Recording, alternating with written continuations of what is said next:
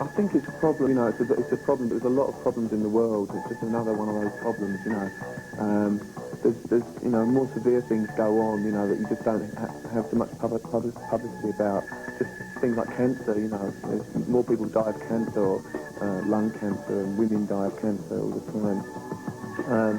It's just that this is highlighted, and it can be prevented. It can be prevented simply by using a condom, you know.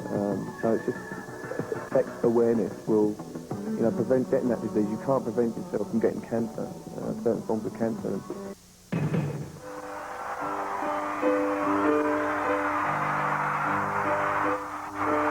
Possibly, yes, and we'd like to think that music can hopefully help to change people, or at least make people think about their lives and think about certain problems or issues, you know. But nevertheless, we don't feel a strong responsibility as musicians to enforce change or to deal with specific issues. We feel we have the right to write about any subject that we feel we want to write about, and that's the end of it. You know, in terms of like charity has obviously become very much to the forefront and has been very closely linked with music over the last 2 or 3 or even 5 years, in fact. But I think there's a strong feeling amongst a lot of people that it actually can be quite distasteful the way certain artists can be seen to promote their own careers through charity.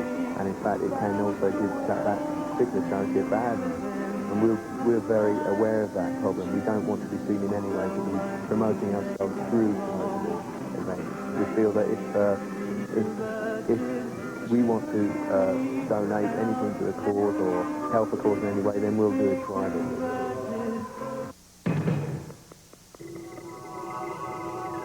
Generally, we don't like to put a label on it. Other people obviously like to put labels on your music and put you in a little bag. We like to keep it fairly open.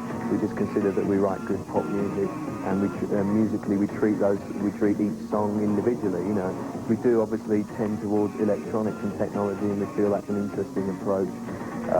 It gives you more variety of sound, more possibility of sound. So to us, that's interesting to explore that. But aside from that, we don't really like to label it. I think, well, I mean, we've been going for 10 years now, and we use different technology all the time, but we still use those acoustic instruments, we still use guitars and things. It's just, you know, technology moves too fast, really, as well, you know. But at the same time, people are going to continue to use those kind of things. You know, it's not going to suddenly stop, and people are going to continue to use guitars and drums and bass and the traditional sort of format, if you like, of a band, you know. But you know, it doesn't really make any difference. You know, the songs are the most important thing, not the type of instrument. They're all tools of the trade, you know, and people use them. Some people use them well, some people don't use them so well. You know, it's really not that important in the end.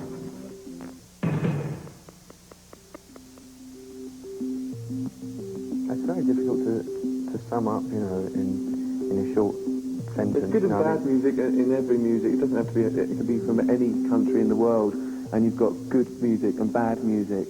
And you just have to search harder for the good music. I mean, it just seems to be a lot more bad music comes out of America, you know, but that's just our personal opinion, you know. But I think there's a lot of interesting groups that come out of England. It's always been at the forefront of new groups, you know, new ideas, new sounds, you know, have often come out of England, which is really good, you know. I just think it's because it's a very small country and things move very fast now. It's quite interesting the way sort of music just gets bounced around from culture to culture, you know, and a lot of American musical culture does influence the Europeans, and then it gets thrown back in a different sort of format, you know, when it comes back to America, perhaps, you know.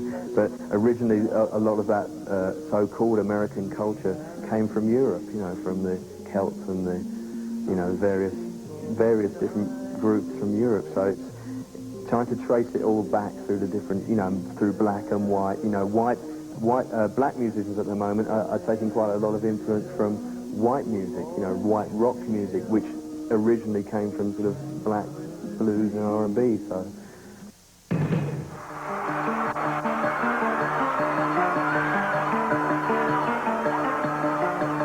I think none of us, we're not directly influenced by any one particular sound or one particular band, but we listen to a very wide variety of music. So, and there's black music in there and white music and guitar-based music and electronic music, so El evento. En exclusiva. Depeche Mode. I'll probably dig he's older. Well, yeah, when I was a teenager, I used to like the Beatles and people like David Bowie and a lot. I used to sort of start listening to a lot of old blues music at that time, you know, and then you taste change as the years go by. I think, you know, now I like to keep a very open mind about all kinds of different forms of music, and I like music ranging from classical right through to metal, you know, so there's all kinds of things. The radio. I don't often listen to the radio, only if we've got a record out and you just wait to hear it. Estamos sufriendo una metamorfosis. Metamorfosis número 90. Spring Break. El evento. Estrenos mundiales. En exclusiva.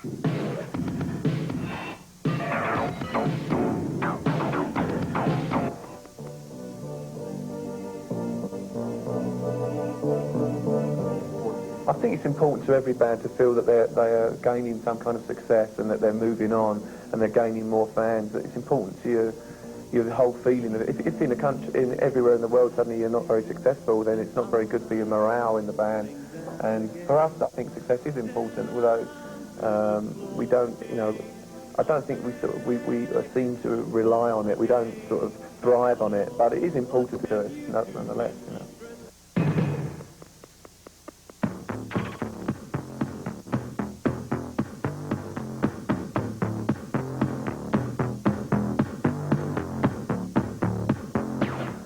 Well, it was quite an easy experience because having decided that we wanted to do it and who we wanted to work with, which was D.A. Pennebaker, it was then quite a simple process of allowing him to just do exactly what he does, which is very simple. He comes along, he spent maybe 2 months on the road with us in America, and he has a very, very small team of people who don't impose or get in the way. They didn't ask us to act in any way or be in any way out of the ordinary. So for us, we just carried on doing our normal everyday activities on tour and allowed him to film whatever he wanted to film.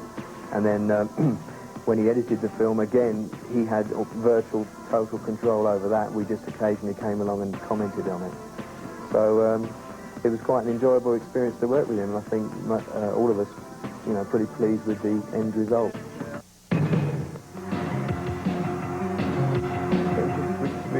We took the name, I took the name from a French magazine when I was at college. It was just the name of the magazine, so we just stole it. La metamorfosis número 90. La metamorfosis 90. Spring Break. Depeche Mode. Well, we've only been here for about 14 hours or something. We just flew in. We just flew in. So we don't really know it yet. I mean, we've heard a lot about Mexico, especially Mexico City being very exciting, and we've only got a couple of days here, so it would have been nice to spend a bit more time, but we've got other commitments at home. But what we've seen so far, the people, very nice. I expected to see more evidence of the earthquake. I haven't actually seen it. 5 years ago. Yeah. Well, I think we can tell you how it came about, really. You know, it started off as a ballad, really, a slow song. And when Martin presented the song, first of all, it was just an organ and a voice. And we just thought it might be interesting to take a completely different approach with it. So we tried to do, you know, I had an idea to maybe do it as an up-tempo, almost high energy. And so we thought we'd try that, and it seemed to work well, you know. So we started off with this rhythm track, really, and then we built upon that. Martin came up with a really good guitar lead melody sort of thing, and that's how it came about. And as with most of our more successful records, it was very easy to record. You know, the ones that have done very well traditionally have actually come together very easily. And this one sort of came together in a matter of a few days, and we all thought it was quite, you know, quite strong.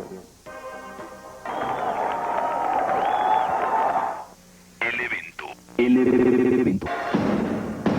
En exclusiva. Depeche Mode. No, I mean, Martin, up until this album, Martin, I mean, over the last few albums, Martin had pretty finished demos that, you know, got all the melodies there and the structures and everything, and we might change some things slightly, but with this album there was a bit more work involved in the actual sort of arrangements and structures once we got into the studio. So basically, Martin comes up with the ideas for the song lyrics, melody, chords and everything, and He came with the lyrics and with the idea. Yeah, well, this time we said to Martin we wanted more basic demo tapes so that we could take the songs in different directions in the studio. So this time Martin came with quite a simple demo, maybe guitar and a voice, or sometimes one or two keyboard parts, but nothing, you know, too finished. And then that enabled us as a group to all work together very much on the music and maybe take the songs in completely different directions. Sometimes we took them in the same direction, you know. That's really the way it happens. How long it takes?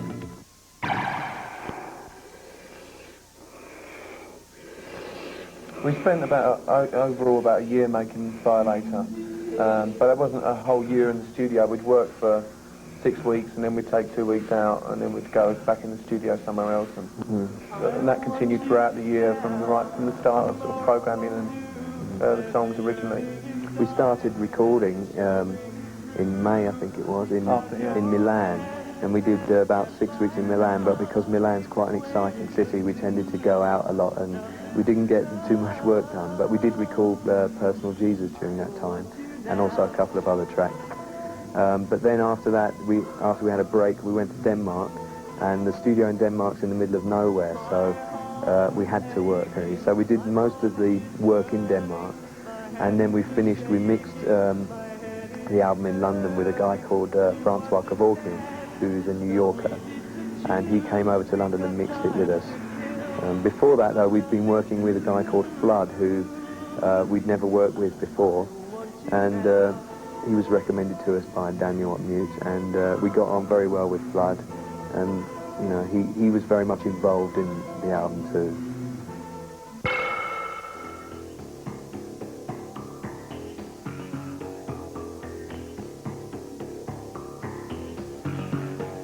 It's hard work. Yeah.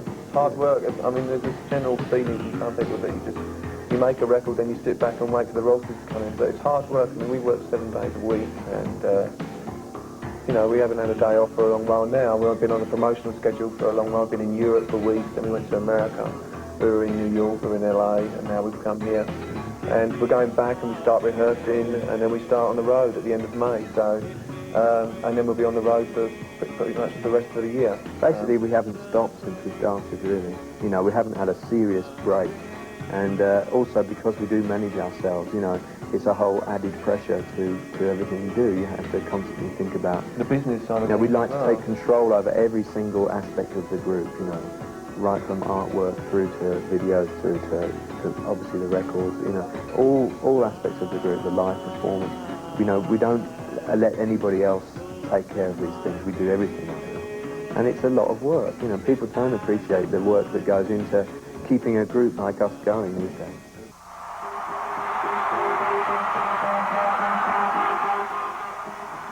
Well, I'm a bit of both. I mean, when you've been in the studio for a year, you want to play a gig, you know. But at the moment, I mean, we've got a tour coming up, and we've got a lot of pressure on us to complete the tour. It's a long while, you know, and we're pretty tired at the moment, you know. We haven't stopped really since we finished the album. We need a break really before the tour, but we haven't really got one, so Estamos sufriendo una metamorfosis.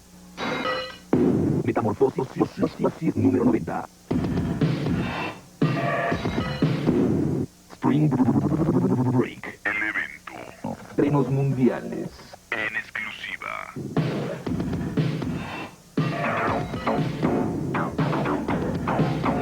Depeche Mode. I like The Cure, yeah. I like some U2 stuff. I think they've... I mean, U2 had a similar sort of pattern to their success to what Depeche Mode had in some ways.